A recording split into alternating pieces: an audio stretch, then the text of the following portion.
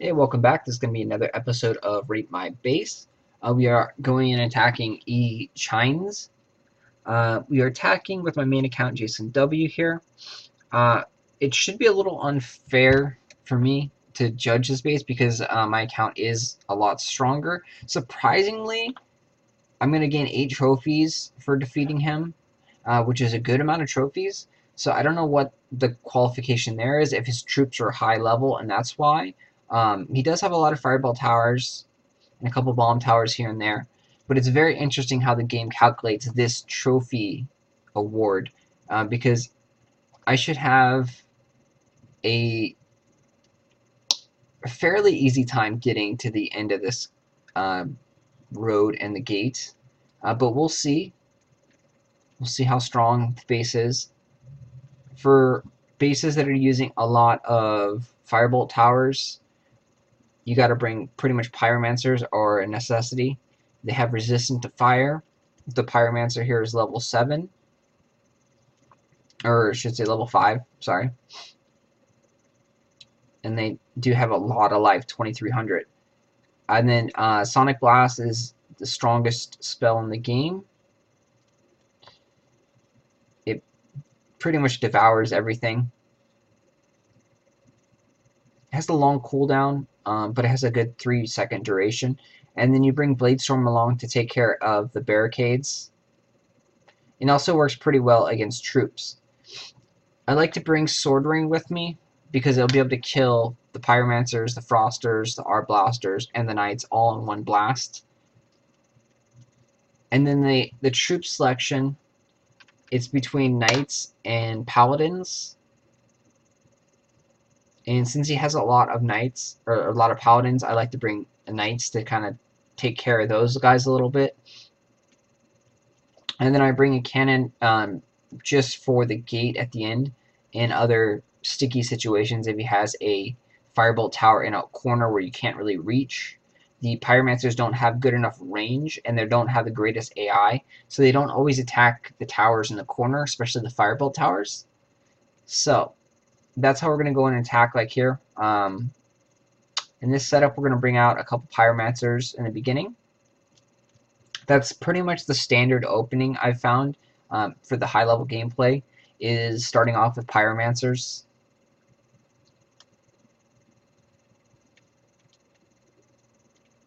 So I need to save my Sonic Blast for the corner up here. Come up and touch these guys, and unfortunately, that corner right there was able to Sonic or Sword Rain and kill 2 waves of his troops at once. So that's going to be very good for me and bad for him.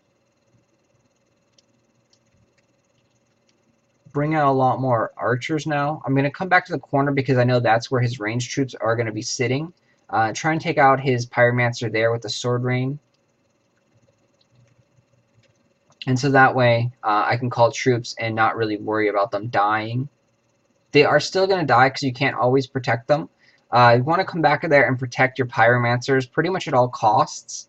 So a bomb is very deadly to Pyromancers. That's the only issue that you're going to be coming across, is Pyromancers and bombs. They don't get along very well. The bomb will splash damage and kill a lot of your Pyromancer's life. Unfortunately, I can't do anything. I couldn't see there. That was horrible. The notification from Clash of Clans really messed me up. So the bomb exploded and took out a good amount of damage on probably my Pyromancers back there. I don't even know what's left. But now the rest is just bringing out Knights. I still have a decent amount of Pyromancer army.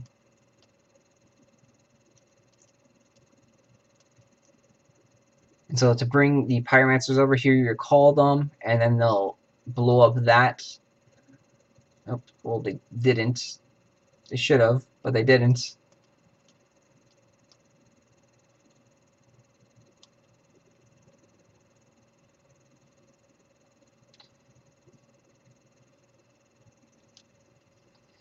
Call them again. And you can see, like I said, it was a little unfair attacking with the higher level accounts against this guy. But it's good to show off the base. If I would have attacked with my lower account in the 2000 trophy range, Blade Storm, I probably wouldn't have got like 30 or 40% on the base, so wouldn't have been able to, demonstrate his base at all.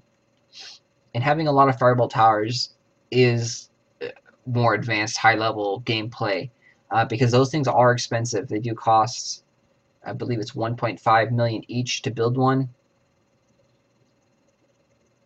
So we're going to go in there and take a look and discuss his base now.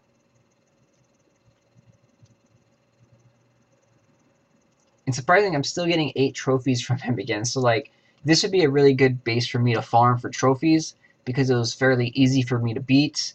And I can get 8 trophies, 8 trophies, 8 trophies, 8 trophies. And eventually go down to 7, eventually go down to 6. And then, yeah, it'll go down to 1 eventually after farming enough. But the gold is horrible, 4,000. That's horrible gold. So the base setup was pretty good. This corner right here, it didn't work out for him. The timing of his waves, they kind of intersected at the wrong time. So I don't know if you might want to change the road up just a little bit somehow. Because, like I said, his one wave came here and his other wave came right here, and I sword rained both of them and killed all the pyromancers and all the range troops in this corner. That wasn't very good for him. That allowed me to sword rain the other group that was over here, and yeah, it allowed it for an easier battle on my part. But to change that up, you'd have to make the road path a little bit different. You'd have to really change the design up, and that's something hard to kind of tweak here and there. That takes a lot more thought, and it's nothing I can just come up like right now and be like, oh, move this, move that. It's a lot more complex than that. So that's one of the only little gripes that I see there. The barricades are good. The placement of the towers were pretty good. Nothing stood out and was horrible. The bomb towers actually do a pretty good job once they're leveled up, like he has them. And it made me constantly go back and kick the bombs. And so they do a lot of damage if you don't go back and take care of them, especially when they're higher level bomb towers. So that's a plus for him. Yeah, all in all, is a pretty solid base for the range of trophies that he's in right now. Definitely a good base. I don't see anything that I directly change out of it right now. Like I said, the wave was good. The troop selection was good. The only thing that stood out was that corner, which is nice to have someone there and killing off all the incoming troops. But I was able to take it out and kind of protect that corner myself. So that's just something that you'd have to tweak here and there and try and figure out the proper road configuration where the timing doesn't overlap, where the hero is right there and able to kind of protect it. But overall, this is a really good base for the trophy range and for where he's at. So this would be a 9 out of 10. I'm sorry I don't have any really suggestions for this base. Yeah, there's nothing that really stood out bad or amazing or crazy. Possibly I'd put a Firebolt tower right here because then it could hit this corner. That's probably the only suggestion that I can give off the top of my head right now that was coming to me, because they would be protected. You'd have to have cannons over here or get all the way around. So Firebolt tower in the corner right there. If you guys have any comments or suggestions for echinz, please let them know down below, because like I said, I wasn't unable to give him that much help on his base, but I don't see there's many issues at all with the base at all. The base is pretty good. Might want to move this barricade over here or over here, but those are just real minor things. And that's I definitely would move that barricade. Actually, thinking about it now more, moving it over there or to there will be a lot more safer and won't be able to get double hit by a sonic blast. So all great job there, and I'm sorry I may farm you for trophies later on. So if that happens, I'm sorry I'm stealing your trophies.